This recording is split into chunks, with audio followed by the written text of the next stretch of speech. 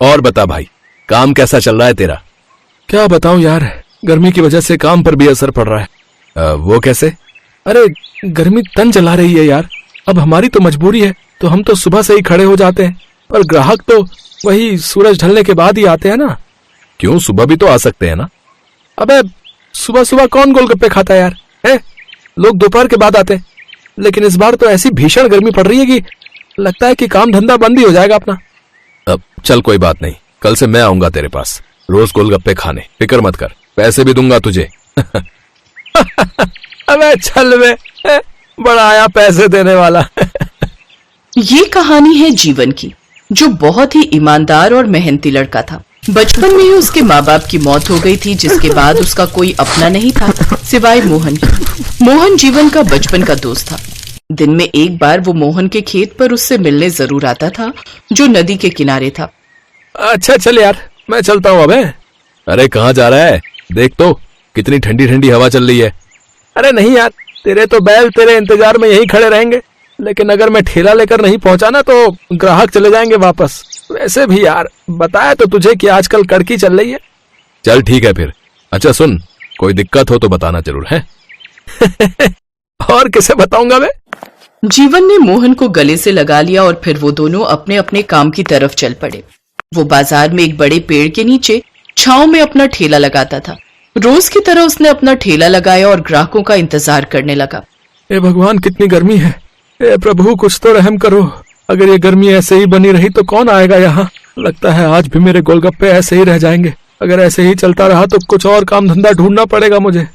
बेचारा जीवन आसमान की तरफ देखकर भगवान से गुहार लगा रहा था कि तभी उसे सामने से आती हुई एक खूबसूरत लड़की दिखाई दी।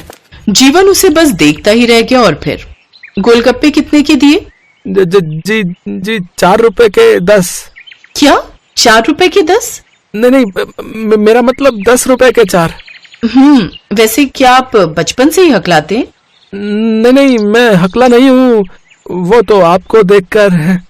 इतना कहकर जीवन एकदम से शांत हो गया। उधर जया उसकी ये बात सुनकर शर्मा गई।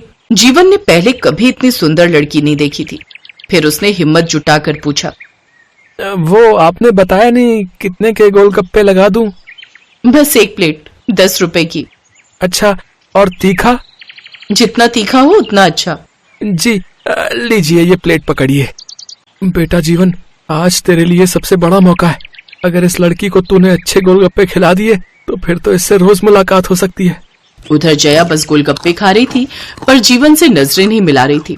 थोड़ी देर बाद जया ने जीवन को पैसे दिए और वहां से चली गई। जीवन बहुत देर तक उसे जाते हुए देखता रहा। फिर अगले दिन नदी किनारे। फिर क्या हुआ बे? अरे फिर उसने मुझे पैसे दिए और वो चली गई है। अच्छा, कहाँ रहती है वो और उसका नाम क्या था यार? मुझे क्या पता यार।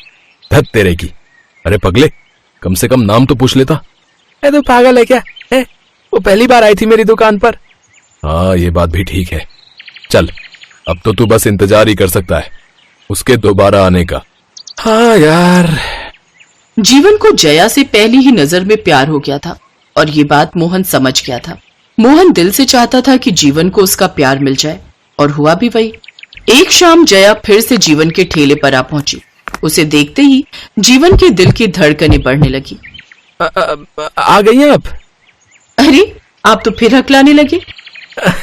नहीं, वो तो बस ऐसे ही। बताइए कितने गोलगप्पे लगा दूं सुषमा जी? मेरा नाम जया है, सुषमा नहीं। इतना कहकर जया एकदम से चुप हो गई। उधर जया का नाम पता चलते ही जीवन मुस्कुराने लगा। उसे मुस्कुराते हुए देखकर जया भी शर्मा गई। जया समझ गई थी कि जीवन ने बड़ी चालाकी से उसका नाम पता कर लिया था और फिर दोनों के बीच प्यार परवान चढ़ने लगा। अब तुमने अपने बारे में कभी कुछ बताया नहीं। रहने दो ना, तुम बस अपनी और मेरी बात करो। हाँ वो तो ठीक है, पर तुम्हारे बाबा से तुम्हारा हाथ कैसे मांगूंगा? जीवन की बात सुनकर जया की आंखों में आंसू आ गए। जीवन के बार बार पूछने पर जया ने अपनी आप बीती बतानी शुरू की। मेरे असली पापा की मौत बहुत पहले ही हो गई थी। मेरी माँ ने एक आदमी से दूसरी शादी कर ली, पर वो 1 नंबर का शराबी निकला। वो मेरी माँ को रोज मारता पीटता था और फिर मेरी माँ बीमार रहने लगी और एक दिन वो मुझे छोड़कर चली गई। ओह, तो मतलब तुम अपने सौतेले पापा के साथ रहती हो? रहती तो हूँ, पर मुझे डर लगता है कि एक दिन शराब के लिए वो आदमी मुझे बेच भी देगा। कैसी बातें कर रही हो? कोई इतना नीचे कैसे गिर सकता है? वो आदमी पैसों के लिए कुछ भी कर सकता है जीवन।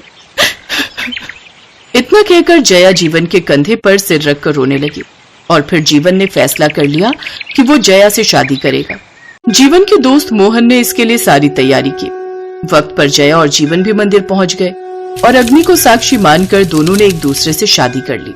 लेकिन तभी जया का सौतेला बाप रामकिशन वहां पहुंच गया, जो कि नशे में धुत था। बंद करो ये सब, ये शादी नहीं हो सकती, समझे? शादी तो हो चुकी है पापा, मैं और जीवन अब पति पत्नी हैं। मैं शादी को नहीं मानता। चल तू अभी चलेगी मेरे साथ। नहीं पापा, मैं अब जीवन के साथ ही रहूंगी। अच्छा, वैसे नहीं मानेगी तू?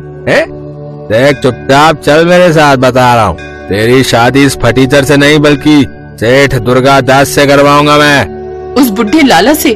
कुछ तो शर्म करो, वो आपकी उम्र का है। तेरी शादी उसी से होगी।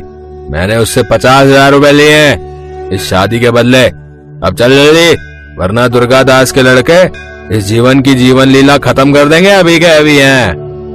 1 मिनट रुकिए। आप जया की शादी उस सेठ से सिर्फ पैसों के लिए ही कर रहे हो ना? तो मैं आपको दूंगा पूरे 50,000 रुपए। बस मुझे 3 महीने की मोहलत दे दीजिए। तेरे जैसा फटीचर कहाँ से लाएगा रे इतने पैसे? कहीं से भी लाऊं? 50 नहीं, मैं आपको 3 महीने बाद पूरे 60,000 रुपए दूंगा। बस जया आपके पास मेरी अमानत बनकर रहनी चाहिए। अरे वाह, तू तो सच्चा आस्तिक निकला रे। चल ठीक है, लेकिन सिर्फ 3 महीने, समझा? 3 महीने। इतना कहकर रामकिशन जया को अपने साथ लेकर चला गया। अबे कहाँ से लाएगा 60,000 रुपए? गोलगप्पे बेचकर? नहीं भाई, गोलगप्पे बेचकर मैं जया को नहीं बचा पाऊंगा, पर मैंने कुछ सोचा है। बस तू ये बता कि मेरा साथ देगा? तेरे लिए मेरी जान भी हाजिर है भाई, बस तू बोल। तो सुन, मैंने बहुत पहले से सोच रखा था कि अब मैं गोलगप्पे छोड़कर डोसा बनाऊंगा। उसमें ज्यादा बचत है। मैंने घर पर सारे बर्तन भी खरीद रखे हैं, जिन पर मैं बढ़िया डोसा और सांभर बनाने की कोशिश करता रहता हूँ। तू मेरे साथ चल और बता कि क्या मेरा ये फैसला सही है या नहीं। जीवन जया के साथ जिंदगी बिताने के सपने देख रहा था और वो ये भी चाहता था कि शादी के बाद वो जया को एक अच्छी जिंदगी दे। इसीलिए उसने डोसा बनाकर बेचने का फैसला बहुत पहले ही कर लिया था। घर पहुंचकर जीवन ने फटाफट एक डोसा बनाया और उसे मोहन को खाने को दिया।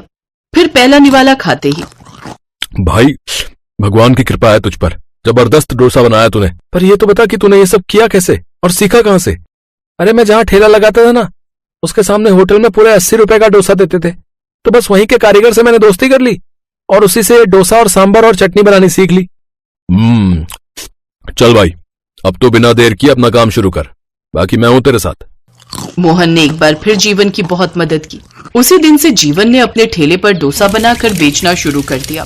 सस्ते और अच्छे डोसे जल्द ही लोगों की पसंद बन गए और फिर ठीक 3 महीनों के बाद, ये लीजिए पूरे 60,000 रुपए। मैंने अपना वादा पूरा किया, अब मेरी जया मुझे लौटा दीजिए। हाँ ले जा, तूने पैसे दे दिए, अब से ये तेरी। जा, अब चला जा यहाँ से।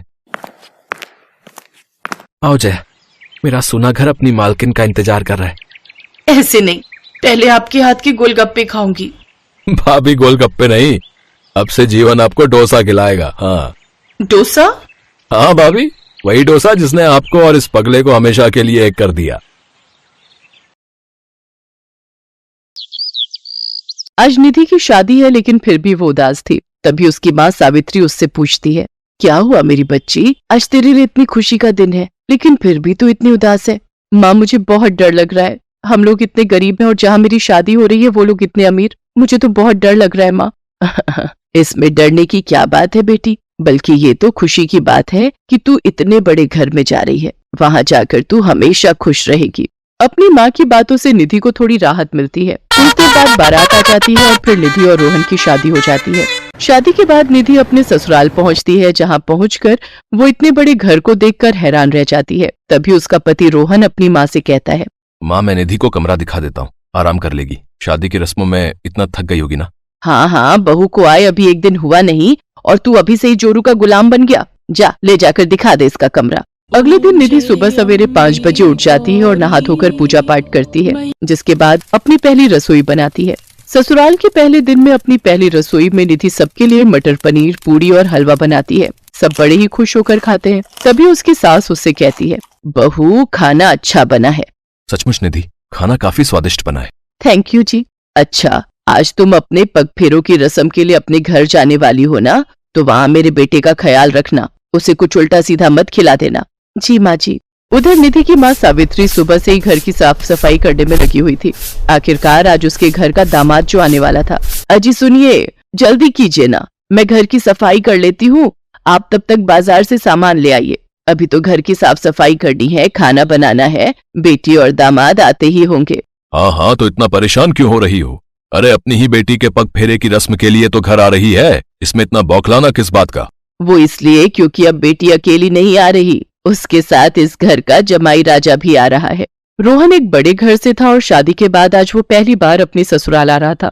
दामाद की खातिरदारी में कोई कमी न रह जाए, इस कारण सावित्री और दीनदयाल सुबह से ही तैयारियों में लगे हुए थे।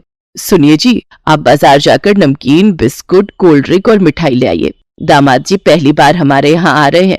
लेकिन मेरी जेब में तो बस 500 रुपए ही रखे हैं। ये आप क्या कह रहे हैं जी? ये सब सामान तो चाहिए ही, साथ में दामाद जी को विदाई के वक्त सगुन देना होगा, उसके लिए भी हमें कुछ पैसे चाहिए होंगे। मैं अभी अपने दोस्त बिरजू से कुछ पैसे उधार लेकर आता हूँ। दीनदयाल बिरजू से पैसे उधार लेकर सामान लेने बाजार चला जाता है। उधर सावित्री पड़ोस में जाकर नई चादर मांग कर ले आती है और खाट पर बिछा देती है। दीनदयाल भी तब तक सामान लेकर घर पहुंच जाता है। कुछ देर बाद गाड़ी का हॉर्न बजता है, लगता है वो आ गए।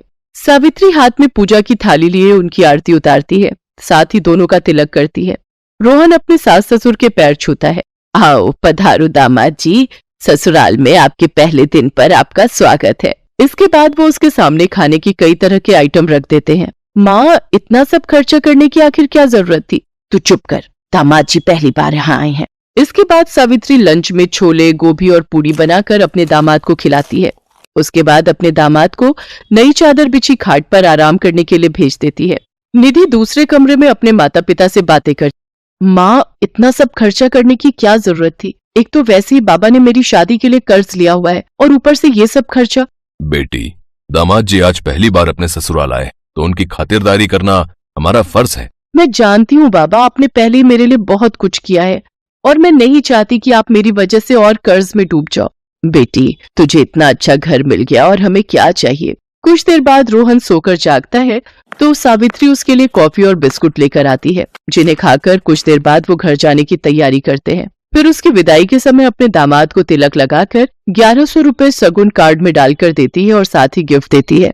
नहीं माँ, ये सब मुझे नहीं चाहिए। ऊपर वाले की दुआ से मेरे पास सब कुछ है। आपने मुझे अपने दिल का टुकड़ा अपनी बेटी दी है, वही मेरे लिए बहुत है। और बाबूजी, मैंने आप लोगों की सारी बातें सुन ली थी। ये मेरी तरफ से चेक है, आप इन पैसों से अपना सारा कर्जा चुका दो। मैं नहीं चाहता कि मेरे माँ बाप इस उम्र में कर्ज का बोझ ढोते फिरे। नहीं बेटा, ये हम कैसे ले सकते हैं? बाबूजी, एक पल में बेटा कह रहे हो और दूसरे ही पल में पराया भी कर रहे हो। आज तक सुना था कि दामाद भी बेटा ही होता है, लेकिन आज तुमने इस कहावत को सच साबित करके दिखा दिया बेटा। जुग जुग जियो मेरे बेटे और सदा खुश रहो। अपने माता पिता के प्रति रोहन का ऐसा व्यवहार देखकर निधि की आंखों में आंसू आ गए, तो वहीं सावित्री और दीनदयाल के मन में अब रोहन के लिए इज्जत और प्यार और बढ़ गया। Best buddies.